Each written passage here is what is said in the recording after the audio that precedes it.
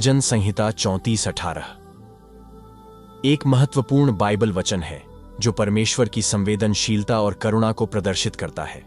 यह वचन उन लोगों को सांत्वना और प्रोत्साहन प्रदान करता है जो टूटे मन और निराशा के द्वार से गुजर रहे हैं।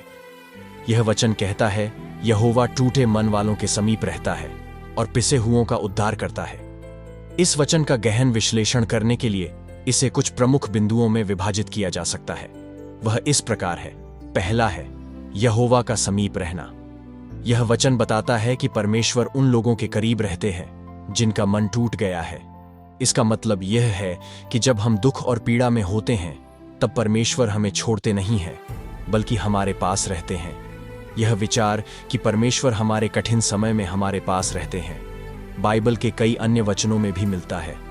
उदाहरण के लिए भजन संहिता 23:4 कहता है, चाहे मैं घोर अंधकार से भरी हुई तराई में से होकर चलूं तो भी हानि से न डरूंगा, क्योंकि तू मेरे साथ रहता है। तेरी लाठी और तेरे सोंटों से मुझे शांति मिलती है। अतः यह वचन हमें यह भरोसा दिलाता है कि हम अपनी कठिनाइयों में अकेले नहीं हैं। दूसरा है टूटे मन वालों का उल्लेख। टूटे मन का अर्थ है वे लोग जो जीवन की कठिनाइयों, निराशाओं, हानि और हृदय विदारक परिस्थितियों से टूट गए हैं। यह वचन उन सभी लोगों को संबोधित करता है जो किसी भी प्रकार की पीड़ा से गुजर रहे हैं और जिनका दिल दुख और दर्द से भरा हुआ है। ऐसे लोग जिन्होंने जीवन की कठिनाइयों और परीक्षाओं का सामना किया है। परमेश्वर उन लोगों के साथ होते हैं, उन्हें सांत्वना देते हैं और उनका सहारा बनते हैं। यह इंगित करता है कि परमेश्वर का स्वभाव दयालु और करुणामय है। वह उन लोगों से दूर नहीं होते जो दुखी हैं, बल्कि उनके साथ रहते हैं और उनकी कठिनाइयों में उनका सहारा बनते हैं। तीसरा है पिसे हुओं का उद्धार। पिसे हुए उन लोगों को संदर्भित करता है जो जीवन की समस्याओं और कठिनाइयों से दब गए हैं। यह शारीरिक, मानसिक और आत्मिक कष्टों को दर्शाता है और उद्धार करना का अर्थ है बचाना, सहायता करना और पुनः स्थापित करना। यह वचन बताता है कि परमेश्वर इन लोगों को मुक्ति प्रदान करते हैं। वह उन्हें उनके दर्द और कष्टों से उबारते हैं और उन्हें नया जीवन देते हैं। चौथा है परमेश्वर की करुणा और प्रेम। इस वचन में परमेश्वर की करुणा और असीम प्रेम का उल्लेख है। परमेश्वर अपने बच्चों को उनके सबसे कठिन समय में भी नहीं छोड़ते हैं। वह उनके दुख को समझते हैं और उन्हें सांत्वना प्रदान करते हैं। पांचवा है व्यक्तिगत अनुभव और विश्वास।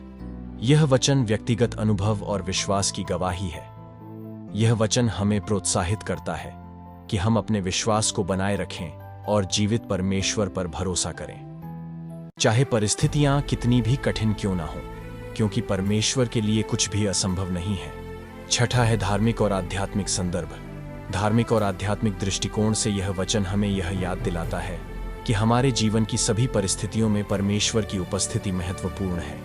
यह हमारे विश्वास को मजबूत करता है और हमें आत्मिक शांति प्रदान करता है। भजन संहिता 34:18 हमें यह सिखाता है कि परमेश्वर केवल शक्तिशाली और समर्थ लोगों का परमेश्वर नहीं है, बल्कि वह उन लोगों के भी परमेश्वर है जो टूटे हुए और पिसे हुए हैं। उनकी करुणा और प्रेम सभी के लिए है, विशेषकर उन लोगों के लिए जो जीवन की कठिनाइयों में संघर्ष कर रहे हैं। यह वचन यह भी दर्शाता है कि परमेश्वर की उपस्थिति और उनका उद्धार हमारे जीवन के हर पहलू में महत्वपूर्ण है।